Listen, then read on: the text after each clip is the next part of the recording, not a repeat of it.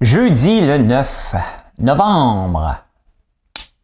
Journée de fou hier. Tu sais, une journée où tu as une boule ici, là, dans le centre, là, que tu ne peux pas t'en débarrasser, tu es comme stressé parce que tu as trop de choses à faire, tu ne sais pas comment y arriver et tout est en retard, puis il faut que tu arrives. Ben, je suis arrivé, je suis là. Hey, bienvenue. Bienvenue en prenant votre café, le 991e show. Ça en va vers le 1000e. Ici sur YouTube, j'en ai fait plus que j'avais mis juste sur Facebook, mais on compte à partir que je les ai mis ici. Je vais vous parler de quoi aujourd'hui? Ça a l'air que selon le Dr Barrett, les infirmières voudraient avoir 4 jours de travail, mais payés pour 5. Hein? Ça me fait penser à un pays qui était tombé en faillite. Ça. On va parler de ça.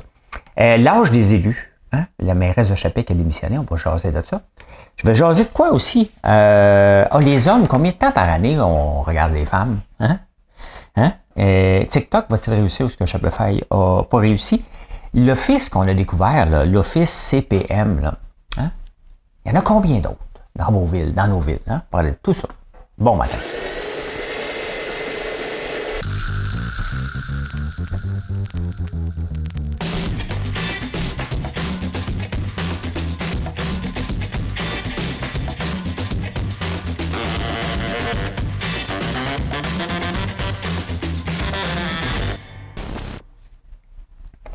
Ben oui, on va parler de la mise à jour économique. Voyons donc, c'est bien évident. C'est évident.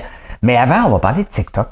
TikTok qui prend de plus en plus de place, qui fait partie de nos vies. Hein? Ils l'ont banni un peu partout. Il y en a qui ne peuvent pas l'écouter parce que le gouvernement fédéral l'avait banni. Mais il reste que c'est tout. Pour les commerces en ligne comme moi, c'est de la magie, TikTok. TikTok ouvre des portes inimaginables et que les autres essayent de suivre. Regardez, je fais des lives sur TikTok. Quand je fais des commandes, ben, je peux pas le faire sur Facebook. C'est pas pareil. C'est pas pareil sur YouTube. TikTok, les gens passent. La façon que l'algorithme marche fait que ça ne dérange pas tant que ça.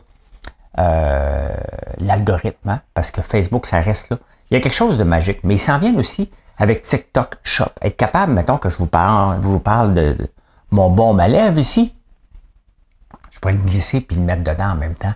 Et là, hein, vous pouvez le commander en ligne. Partout où ça a marché, les commerces qui fonctionnent déjà bien, ils ont souvent été obligés de le mettre sur pause tellement qu'il y avait tellement de commandes. Bien ça, c'est sûr que ça va avoir un impact pour mon entreprise positif. Puis j'ai hâte que ça arrive au Canada. Sauf qu'on est toujours en retard au Canada. Mais là, ils veulent faire un peu comme Amazon. Hein? Shopify a essayé ça l'année passée, puis ça n'a pas marché. Ils ont tout revendu leur entrepôt.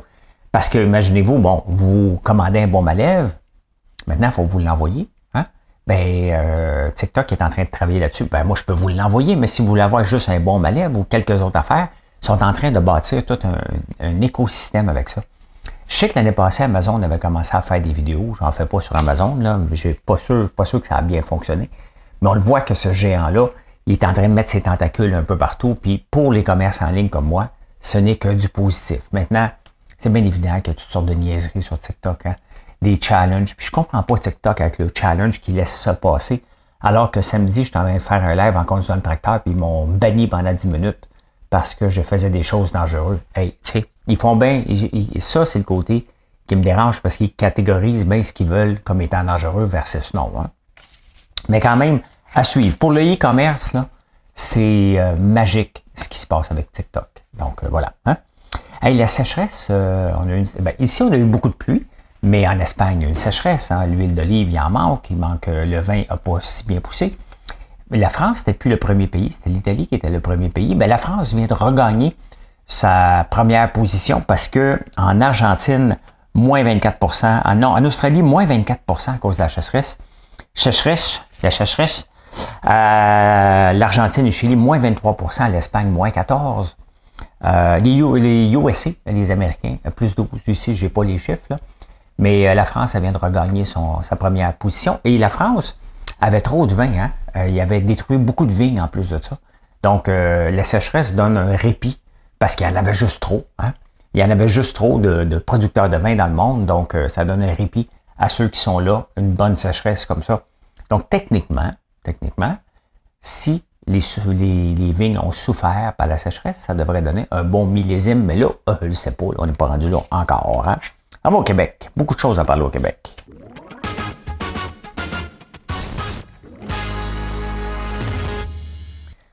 Fait qu'on a eu une mise à jour économique. j'ai lu beaucoup. J'ai écouté Éric Girard, le ministre des Finances. Il parle d'une façon posée, hein? Mais tu sais, c'est un ministre des Finances, il ne peut pas dire n'importe quoi. L'année passée, il disait on a un risque de récession de 50%, de 30%, de 75%. Il parle beaucoup, beaucoup en pourcentage. Hein? Et là, il dit on va passer un 6 mois difficile. Mais quel beau timing de venir mettre une mise à jour économique dans la négociation avec le Front public pour dire, regardez, si, là, lui, ce qu'il veut, là, c'est de ramener l'opinion publique vers lui. Je pense sincèrement que l'opinion publique est assez mitigée. Hein? Mais dire qu'on est contre le Front commun, c'est pas tellement populaire, donc tu fermes ta boîte. Ceux qui sont pauvres vont le dire. Hein? Moi, je suis pas contre les augmentations de salaire. Je pense qu'un 2% devrait être la norme. Maintenant, plus que ça, il ne faut pas exagérer. Surtout qu'on a appris que, dans le même ordre, on va faire une petite aparté, que un de mes amis m'a dit qu'au 98.5, l'ancien ministre Barrette avait dit que, il y a beaucoup d'avait dit là-dedans, là, que les infirmières voudraient travailler 4 jours, mais être payées sur 5. Ça, on va régler ça dans notre société, là. Hein? On ne veut pas ça. Tu vas payer, tu vas travailler, tu vas payer les heures que tu fais.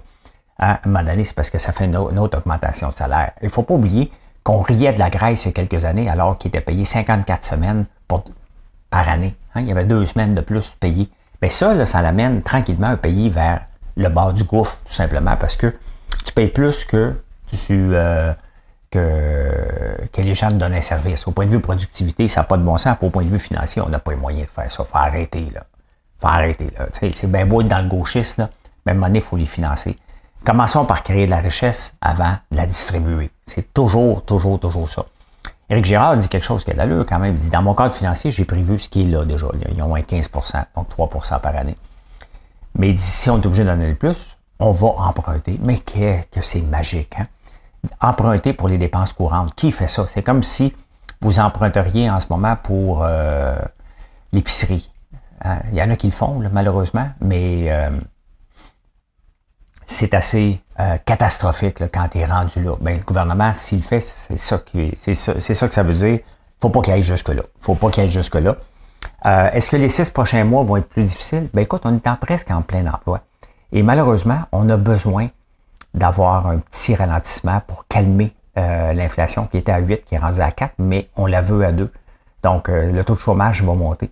C'est bien évident. Il y en a parmi vous qui m'écoutent qui vont être des dommages collatéraux. J'espère pas en faire partie. C'est toujours un risque pour tout le monde, mais j'ai pas de dette. Donc, mes coûts fixes sont les plus bas possibles. Hein? J'en ai pas de coûts fixes. Mes coûts variables, ce sont les employés. Donc, je suis capable de supporter bien des années parce que j'ai fait attention. Et une des choses que je fais toujours attention comme homme d'affaires, là, comme entrepreneur, c'est l'endettement. Je sais que ça prend du temps bâtir une entreprise. Je sais qu'il va y avoir des hauts et des bas. Il ne faut pas qu'un petit bas t'amène à un moment donné la jambette finale. Donc, il faut toujours être prudent avec notre cash flow et notre façon de gérer une entreprise. Hein. Ça ne veut pas dire qu'il ne faut pas avancer. Il faut avancer très vite, mais il faut être prudent. Hein. Donc, voilà. Les 6 prochains mois vont être difficiles. Moi, je pense que les 18 prochains mois vont être un peu plus difficiles. Il ne peut pas le dire. Il faut qu'il reste optimiste. Il faut qu'il dise que ça va ralentir. Il faut qu'il reste optimiste. J'ai hâte de voir le 8 janvier, parce que c'était le 31 janvier que les entreprises doivent rembourser leurs 60 000, 40 000. Sinon, ils remboursent 60 000 ou 40 000. J'ai comme l'impression qu'on va assister peut-être au bug de l'an 2000. Hein. Tout le monde dit on va finir, on va fermer. Il va y en avoir qui vont fermer au mois de janvier. C'est normal. C'est toujours comme ça, janvier, février. Ceux qui ont espéré jusqu'à Noël vont fermer éventuellement. Donc, à suivre. Hein?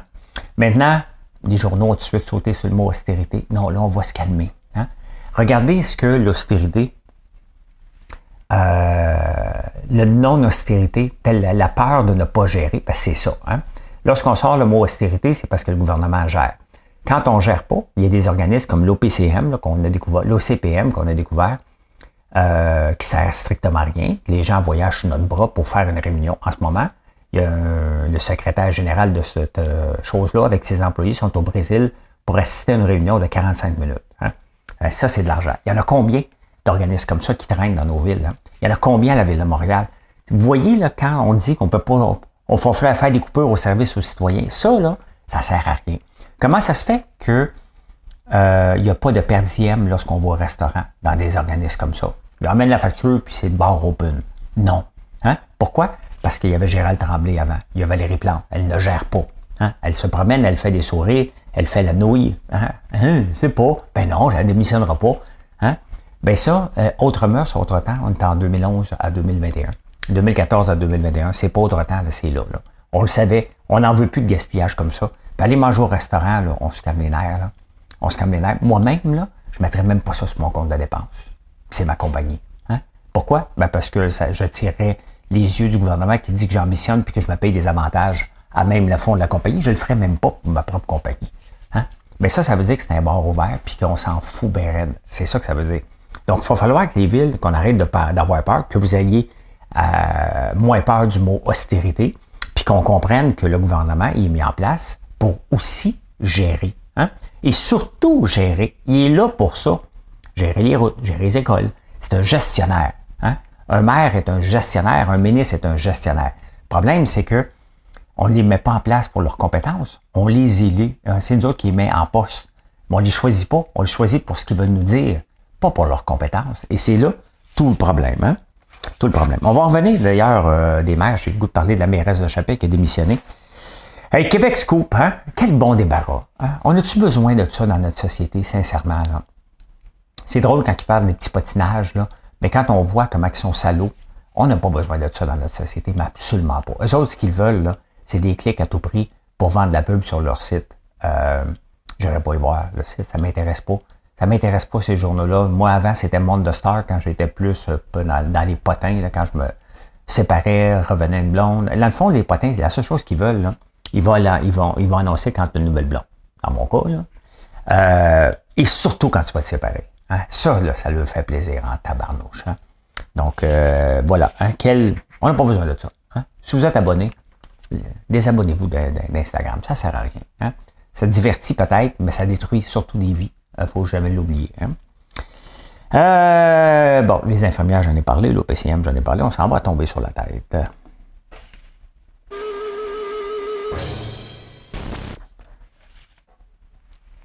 Gérer un pays, gérer une ville, gérer point, hein, c'est pas donné à tout le monde. À 21 ans, je pensais que j'étais capable de gérer. C'est après avoir géré plusieurs années que je me dis, boy, qu'à 21 ans, je n'aurais pas été prêt. La mairesse de Chapais qui a démissionné, c'est sûr qu'elle a eu à gérer des feux, mais était-elle prête? Il n'y a personne qui s'est présenté contre elle. Puis là, c'est pas une question de fille. Là. Calmez-vous, là, c'est pas ça mon angle. Il y a la première ministre de Nouvelle-Zélande qui a démissionné, puis je pense celle du Danemark aussi. Là, je suis un peu perdu. Ça reste toute une charge hein, de gérer des pays, puis gérer. Et à un moment donné, la pression est trop énorme. Valérie Plante, est-ce qu'elle est capable de gérer? Absolument pas. Elle se cache derrière son sourire un peu bizarre. Bruno Marchand, hein, on le voit aller depuis un petit bout. Est-ce qu'il est capable de gérer? Absolument pas. Il n'est pas un gestionnaire. Hein? Il rêve à ses rêves à eux. Hein? Mais revenons à la mairesse qui a 21 ans. Elle se ramasse à gérer des feux et là, elle démissionne aujourd'hui. Je l'ai entendu à Radio-Canada, puis elle disait, avec Patrick Masbourian, parce que j'étais en auto, et elle dit, elle était comme toute contente de se faire appeler l'ex-mairesse, il y avait trop d'enthousiasme dans sa voix. La réalité, tu sais, ce qu'il faut faire comprendre, puis les proches de ces gens-là, quand quelqu'un veut se lancer, ça a l'air beau, hey, je suis maire dans ton CV, mais es-tu capable? As-tu la capacité mentale de le faire? Je suis un entrepreneur, moi. Des fois, là, j'ai le goût de pleurer tellement que j'ai trop de pression. Hier, en était une journée comme ça. T'as tellement de pression, de choses à accomplir, et pourtant, j'ai l'expérience. J'ai le bagage, et j'en avais plein les baskets. Être sous l'œil du public, devoir faire des décisions qui sont impopulaires, ça devient tough. Hein? T'es pas maire pour te faire plaisir. Tu ne vas pas ministre pour faire plaisir. Il y en a un paquet qui craque. Dans l'eau, là. Puis des gars aussi, là. Faites-vous-en pas, là. Donc, à un moment donné, il n'y a pas d'âge limite. Mais pensez à vous. Hein? Pensez à vous, à un moment donné. Posez-vous la question, je vais-tu être capable? J'ai-tu le bagage? Qu'est-ce que ça prend comme bagage? C'est plus, tu sais, c'est ça, hein? Gérer des crises politiques, gérer un budget. Faut pas laisser ça dans les mains de quelqu'un qui n'a pas l'expérience nécessaire, tout simplement. Et c'est ça l'angle là, qu'il faut regarder. Quand Léo Bureau-Blouin s'est présenté en politique, est-ce qu'il avait le bagage pour l'être? Absolument pas. Il est reparti faire l'école. Pensez-vous que Gabriel Nadeau-Dubois a les compétences, éventuellement, pour gérer un pays? Il est sorti de la rue à faire des manifestations, à aller être négatif contre le gouvernement. Il n'a pas les capacités. Puis pourtant, il commence à être âgé. Là, à un moment donné, l'âge va le rattraper, lui. Là. Mais il n'a pas les capacités. Il faut se rendre compte que ça, là, ça prend une couenne qui est dure. Quand la première fois que j'ai fait un souper presque parfait, vous m'avez ramassé comme une guenille, comme j'étais moins que rien, là, c'était tough en tabarnouche. Maintenant, je me suis fait une couenne. Mais ça, c'est des années et des années et des années. Et malgré tout, hein, il y a beaucoup d'entrepreneurs qui font des dépressions, des crises d'anxiété. Pourquoi? Parce que la pression est énorme. Elle est énorme. C'est pas juste une pression de nous, là. La pression de réussir, la pression de garder les emplois, la pression d'augmenter les revenus de l'entreprise, la pression de se faire bombarder de tout bas de côté. C'est énorme. C'est énorme. Donc, tu sais, honnêtement, on ne peut pas les empêcher, on ne peut pas empêcher personne, mais on peut quand même dire, sais-tu dans quoi tu t'embarques? Hein? Voici dans quoi tu vas t'embarquer.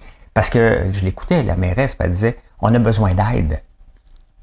Bien, peut-être parce que vous n'êtes pas à votre place. Je ne dis pas que les gens n'ont pas besoin d'aide, là, loin de là. Mais tu ne peux pas avoir un psychologue à côté de toi, à tout bout de champ, pour installer dans ta chaise. Là. À un moment donné, oui, une fois de temps en temps, mais il faut que tu sois capable d'absorber ce stress-là supplémentaire. Et je ne suis pas sûr qu'à 21 ans, on a ce bagage-là. Si je regarde moi à 21 ans, puis regardez mon jeune Mathieu qui s'en vient travailler avec moi. Tu sais, il me dit, papa, il me dit, moi, je veux pas être le boss tout de suite, là, je veux prendre le temps de comprendre tout. Ben, je trouve ça mature. Et de toute façon, il aurait été hors de question. Hein? Je suis encore là pour un bon 10 ans. Donc, au moins, sinon plus. Je n'ai pas décidé de me tasser. Là. Je vais avoir d'autres têtes fortes avec moi pour amener l'entreprise, faire du démarchage. Hein? Fait que voilà. Ça va aux finances.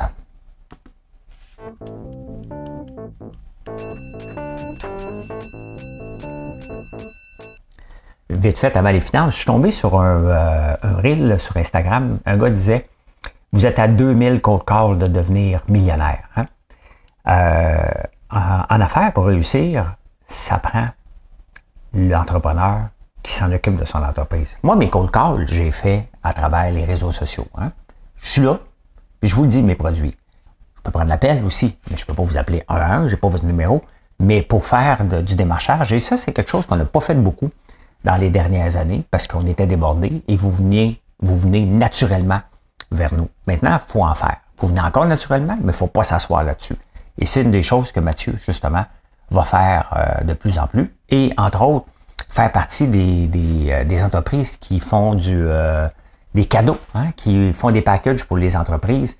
C'est un marché exceptionnel. Déjà, on est complètement submergé de demandes et on le voit que c'est un marché qu'on doit être plus présent parce que l'érable se donne bien en cadeau. On a beaucoup de demandes. D'ailleurs, de vous autres, les entreprises, mais des entreprises qui aident des entreprises à faire des packages cadeaux. Donc, ça, c'est quelque chose qu'il faut être présent à l'année parce qu'il y a des événements à l'année. Donc, vous êtes à 2000 cold calls d'être millionnaire. Voilà. Hey, Lyon Électrique, je ne sais pas s'ils sont millionnaires, mais ils ne sont pas contents pour le fédéral. Le fédéral brette pour donner des subventions à ceux qui achètent des autobus électriques. Et vous voyez exactement la problématique de ce marché-là de l'auto électrique. Hein? Parce que mettons, moi que j'achète une auto électrique, je vais attendre une subvention. Le gouvernement nous donne une subvention. Pour attirer les entreprises qui font des autos électriques, on leur donne une subvention. Hein? Pour que les flottes d'entreprises font la transition, ils attendent une subvention. Donc, dès que tu attends après une subvention dans ton marché, dès qu'une subvention pète, le gouvernement change, tu es cuit. Et c'est là le problème. Je n'aime pas les subventions pour ça. Je veux me tenir loin de là parce que ça fait un marché qui est fake. Un marché qui est dangereux parce qu'il est à merci du prochain gouvernement. Si Poilievre, quand il va rentrer dans 2 ans, décide, lui, qu'il n'en donne plus de subventions, qu'est-ce qui arrive avec Lyon? Qu'est-ce qui arrive avec ceux qui font ça? Vous voyez? C'est dangereux. Faites pas ça. Ne faites pas un modèle d'affaires basé sur les subventions. Vous courez après votre perte constamment. Donc, 50% du carnet de commandes de Lyon qui est en pause à cause de ça. Bien, c'est sûr que le gouvernement manque de plus en plus d'argent, donc les subventions sont... Oh my God, les subventions sont un petit peu plus frileuses. Hein? Hey, en parlant d'auto électrique, il y a des bargains en ce moment. Hein? Il y a des bargains, puis je vais vous montrer pourquoi il y a des bargains. Bon, vous montrer ça, pourquoi il y a des bargains. Ben, des bargains. Des bargains, des bargains, des bargains. Regardez ça. Regardez ça, l'auto électrique. Dans le temps de la COVID, puis même au début de 2023, de la fin 2022, il n'y en avait pas beaucoup en stock des autos électriques. Là, ils sont pleins. Hein? Puis il y a quelqu'un qui m'avait fait remarquer ça chez Tesla aussi. Donc Tesla donne des bargains de plus en plus pour être capable de se faire sortir les voitures. Mais regardez en ce moment, average number of days it takes to sell an electric vehicle, presque 75 jours et ça monte en flèche. En flèche. C'est pas juste un petit peu, là. Tous les autres véhicules, on parle à peu près de 40 jours, mais pas les autos électriques. Pourquoi? Il y en a beaucoup. Et qu'est-ce qui arrive? Ben, Hyundai et Ford, en ce moment, vous offrent un bargain de 7500$ pour sortir leur auto, le Mach-E et tout ça. Donc, pourquoi les gens n'en veulent pas? C'est pas prêt. Les early adopters sont là. Le reste, on regarde ça, mais le prix à payer est ben trop cher. Ben trop cher pour avoir moins d'autonomie. Puis c'est pas gratuit, là. Hein? C'est pas gratuit. Quand tu charges ton auto, là, jusqu'à 80%, ça va te coûter à peu près 10$. Après ça, ça peut te coûter 15-20$, 40$. Donc, c'est pas... Tu sais, quand on voit les bornes, il ne faut pas l'oublier, maintenant, il faut aller mettre de l'électricité dedans. Tu payes pour ça. Donc, voilà. Hein? Voilà. Les réseaux sociaux, hein? Si tu ne payes pas, c'est que tu es le produit. Bon, ça, on le sait, hein? C'était la phrase la plus niaiseuse possible. Bien, tout le monde riait de X, hein? L'anciennement Twitter, quand il a commencé à facturer pour qu'on puisse se positionner dans l'algorithme, parce que c'est les algorithmes qui décident. Bien, maintenant, Facebook fait la même chose avec Meta Verified. Tu peux payer 19$ par mois, je pense, ou quelque chose. En tout cas, il faut que je regarde parce que je veux le faire pour avoir ma page vérifiée. Il y a Snapchat qui a augmenté dernièrement l'action de Snapchat, hein, parce qu'il charge 3$ par mois. 3-4$ par mois, Snap, stock. Bien, 11$ quand même, ça monte. On est loin à ça, j'en ai un petit peu. Et j'ai pas vendu à un moment donné quand c'était là. J'aurais donc dû, hein? Mais tu dis, alors on monte à 100$. Pouf, le party est terminé rapidement. Donc, mais eux autres aussi, ils chargent. TikTok, dans un pays, ils n'ont pas dit lequel, un pays anglais, tu peux payer, pas beaucoup, hein, mais un peu pour ne pas voir de pub. Donc, tout le monde maintenant charge pour les réseaux sociaux. Et tant mieux, ça m'a enlevé les trolls. Hein, parce qu'à un moment donné, c'était bien beau. Ils veulent avoir des abonnés, mais il y a tellement de trolls que ça n'a pas de bon sens. Fait qu'honnêtement, je pense que d'ici 5-10 ans, on devrait, tout le monde va probablement payer pour être sur les réseaux sociaux, puis qu'on aille pour notre argent, tout simplement. On devient client. Hein? On n'est plus juste un chiot là, on devient client, on a un meilleur service en plus. Fait que voilà. Hein? Le pétrole descend, hein? Parce que finalement, au début de la semaine, la Russie devait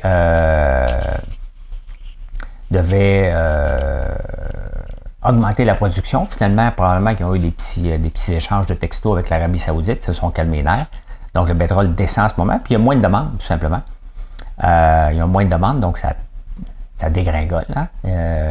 Et si on regarde le blé, je ne savais pas que le bread basket, hein, l'Ukraine était le bread basket, donc le panier de pain de l'Europe. C'est l'Ukraine. Avant, c'était la Russie. Là, il y a des embargos de plus en plus. La Russie empêche les bateaux de l'Ukraine de ressortir encore. Donc, le blé vient de remonter un petit peu, mais bon, on est loin de ce que ça valait au début janvier, là, 840. Donc, à suivre aussi, mais quand même une augmentation de 4% aujourd'hui. C'est quand même pas rien non plus. Hein? Ça n'est pas rien du tout. J'ai-tu fait le tour? Faites le tour de ça. On s'en va insolite.